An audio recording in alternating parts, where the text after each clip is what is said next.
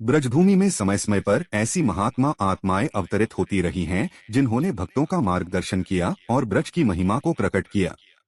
ऐसी ही एक भक्तिनती साध्वी थीं, जिन्हें संपूर्ण ब्रज साधु माँ और सासू माँ कहकर पुकारता था। उनका वास्तविक नाम था सिद्धेश्वरी देवी, परंतु पूरे ब्रज में वे साधु माँ नाम से ही प्रसिद्ध हो गईं। साधु माँ का आश्रम वृंदावन में रंगजी के बगीचे के पीछे था। यह आश्रम एक प्रकार से मातृशक्ति और मातृप्रेम का केंद्र बन गया था। बड़े बड़े संत महात्मा, साधु संत, बालक बच्चे सभी उनसे मार्गदर्शन लेने आते। किसी को कोई समस्या होती तो साधु माँ से उपाय पूछते। साधु माँ अत्यंत सरल और सेवाभाव से सभी का स्वागत करती। उनके आश्रम में कई महापुरुष आते और माँ जैसा स्नेह पाते। वृंदावन की संत मंडली का जीवन बड़ा ही आनंदमय था। वे ठाकुर जी को अपने सामने उपस्थित मानकर व्यवहार करते। कभी कोई संत मजाक में झगड़ते, कोई खेल खेल में डंडा उठाता तो सब हंसी ठिठोली करते जैसे कोई बाल लीला चल रही हो। यही उनकी दिव्य अवस्था थी। साधु माँ का जन्म अद्वैताचार्य प्रभु के वंश में हुआ। उनके पिता गोविंद चंद्र गोस्वामी ठाकुर सेवा में लगे रहते थे। साधु माँ ने बचपन से ही शास्त्रों का अध्ययन किया। पिता के देहावसान के बाद उन्होंने वैराग्य ग्रहण कर लिया और चैतन्य महाप्रभु की परंपरा का अनुसरण किया। साधु माँ ने अनेक तीर्थों की यात्रा की। चतराधाम, जहाँ नित्यानंद प्रभु का प्राकट्य हुआ, तारापीठ, माँ तारा की आराधना की, बेलूर घाट, गंगा तट पर कठोर तपस्या और अंततः वृंदावन के वंशीवट में आकर स्थिर हो गयी।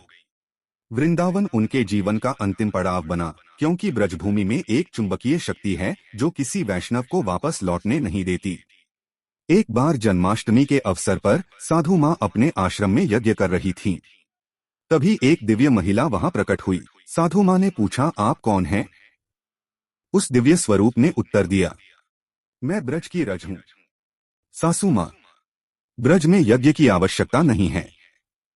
यहाँ केवल राधा राधा नाम जपने से ही अनंत यज्ञों का फल मिल जाता है।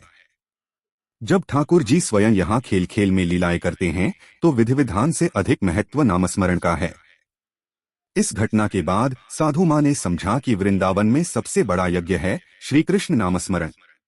साधु माँ ने केवल वृंदावन में ही नहीं बल्कि भुवनेश्वर, बेलूर घाट, पुरी, जगन्नाथ मंदिर क्षेत्र, गोवर्धन आदि स्थानों पर भी कई मंदिर स्थापित करवाए। इन मंदिरों में आज भी उनकी कृपा से श्री कृष्ण की सेवा और भक्ति होती है। यद्यपि साधु माँ गौरनिताई चैतन्य महाप्रभु की उपासिका थीं, परंतु श्री राधा रानी के प्रति उनका प्रेम और श्रद्धा अद्वितीय थी।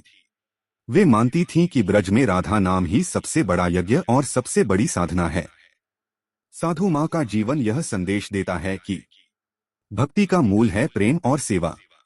ब्रजभूमि में सबसे बड़ा यज्ञ है कृष्ण नाम का जप। संतों का जीवन बाहर से साधारण दिखता है, पर भीतर से वह भगवान की लीला में डूबा हुआ होता है।